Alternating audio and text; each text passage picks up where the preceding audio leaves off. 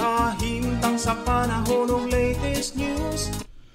Deron sa tuloy niyang Pag-asa Mactan, pinagi ni Sir Manny Jan Abay. Sir Manny, good morning.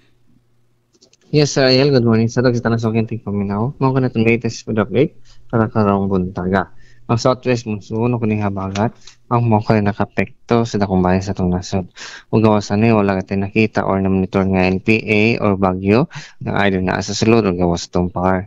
Kung para sa itong forecast weather condition, kasunod ng 24 oras, ang tibok Metro Cebu, lakip na ang tibok probinsya sa Sugbo, kay makas natin ang fair weather condition, nagapi chances sa mga isolated rain, showers, o thunderstorms tungod aning habagat.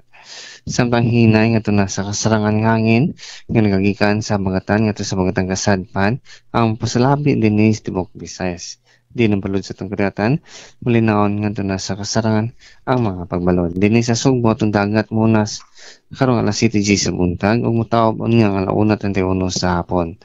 Temperatura din sa Sugbo, mo range gikan sa 27 to 33 degrees Celsius. Atong sunrise, karong alas 5:33 sa buntag, atong sunset o niya alas 6:08 sa hapon. Kung wala ka na itong latest weather update, ikan rin sa Butan sa Pag-asa, kaya si Manager Nagbahan, may buntag. Salamat, Sir Manny, may buntag sa Pag-asa Mactan. Okay, sir, good morning.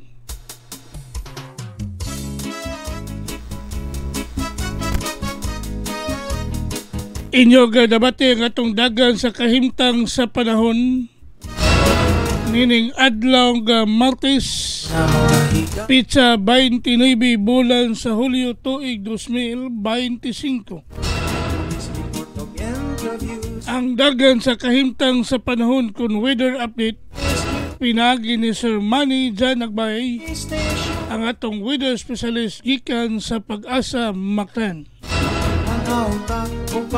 Salamat kayo sa Pag-asa Mactan ug mayong buntag kanatong tanan. Sa kabisi di makatunga, adunay lain na misa, mutambong og magamputa.